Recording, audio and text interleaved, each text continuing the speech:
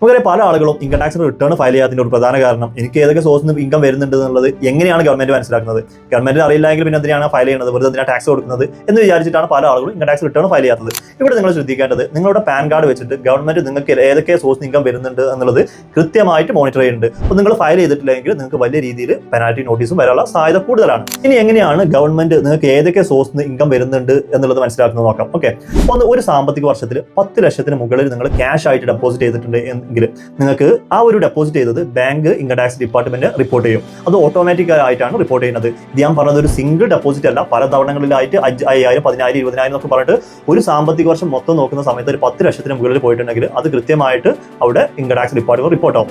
രണ്ടാമത് നിങ്ങൾ ഒരു സ്ഥലം വാങ്ങി വിൽക്കുന്നുണ്ടെങ്കിൽ സ്ഥലം വാങ്ങി വെക്കുമ്പോൾ TDSന്റെ അപ്ലിക്കബിലിറ്റി വരുന്നുണ്ട്. 50 ലക്ഷത്തിന് മുകളിൽ പോയി കഴിഞ്ഞാൽ അവിടെ കൃത്യമായിട്ട് ഗവൺമെന്റ് അറിയാൻ പറ്റും നിങ്ങൾക്ക് എത്ര രൂപക്കാണ് നിങ്ങൾ ആ ഒരു പ്രോപ്പർട്ടി വിറ്റത് എന്നുള്ളത്.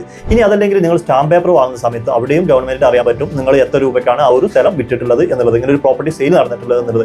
അവിടെ നിങ്ങൾ എന്ത് ചെയ്യണം, കൃത്യമായിട്ട് ഇൻകം ടാക്സ് ഫയൽ ചെയ്തില്ലെങ്കിൽ അവിടെയും നിങ്ങൾക്ക് ചോദ്യം വരാം എന്തുകൊണ്ട് ഫയൽ ചെയ്തില്ല എന്നുള്ളത്.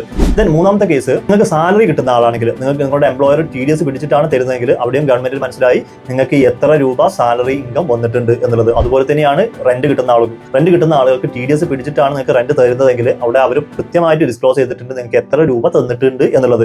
അവിടെ ഇതെല്ലാം ചെയ്യുന്നത് നിങ്ങളുടെ പാൻ കാർഡ് മുഖേനയാണ്. അപ്പോൾ പാൻ കാർഡ് ഈ ഡീറ്റെയിൽസ് എല്ലാം അപ്ഡേറ്റഡ് ആണ്. അതുപോലെ തന്നെ ഒരുപാട് പേര് ഷെയർ വാങ്ങി വെക്കുന്നുണ്ട്, ഷെയർ വാങ്ങി ട്രേഡിംഗ് ചെയ്യുന്ന ആളുകളുണ്ട്. അപ്പോൾ എത്ര രൂപയ്ക്ക് വാങ്ങി, എന്ന് വാങ്ങി, എത്ര രൂപയ്ക്ക് വിറ്റു, എത്ര രൂപ പ്രോഫിറ്റ്, ഇതെല്ലാം കൃത്യമായിട്ട് ഇൻകം ടാക്സ് സൈറ്റിൽ അപ്ഡേറ്റഡ് ആണ്. ഇങ്ങനെ ഒരുപാട് ഡീറ്റെയിൽസ് നിങ്ങൾ ഇൻകം ടാക്സിന്റെ സൈറ്റിൽ അപ്ഡേറ്റ് ആവുന്നുണ്ട്. അപ്പോൾ നിങ്ങൾ ഇൻകം ടാക്സ് ഫയൽ ചെയ്തിട്ടില്ല എങ്കിൽ സ്വാഭാവികമായിട്ട് ഇതിന് നോട്ടീസ് വരും. ഒരു ഉദാഹരണം പറഞ്ഞാൽ 10 ലക്ഷം നിങ്ങൾ ക്യാഷ് ഡെപ്പോസിറ്റ് ചെയ്തു, ഒരു വ്യക്തിക്ക് 4 ലക്ഷത്തിന് മുകളിൽ ഇൻകം ഉണ്ടെങ്കിൽ ഈ വർഷം മുതൽ നിങ്ങൾ എന്ത് ചെയ്യണം, ഇൻകം ടാക്സ് ഫയൽ ചെയ്യണം. മുമ്പാണെങ്കിൽ അത് 2 ലക്ഷം ആയിരുന്നു. അപ്പോൾ ഇനി ആ ഒരു 10 ലക്ഷം ക്യാഷ് ആയിട്ട് ഡെപ്പോസിറ്റ് ചെയ്തിട്ടും നിങ്ങൾ ഇൻകം ടാക്സ് ഫയൽ ചെയ്തില്ല. അപ്പോൾ എന്തുകൊണ്ട് നിങ്ങൾ ഫയൽ ചെയ്തു? കാരണം 4 ലക്ഷം ഇൻകം ആള് ഇൻകം ടാക്സ് ഫയൽ ചെയ്യണം. 10 ലക്ഷം നിങ്ങൾ ക്യാഷ് ഡെപ്പോസിറ്റ് ചെയ്തു.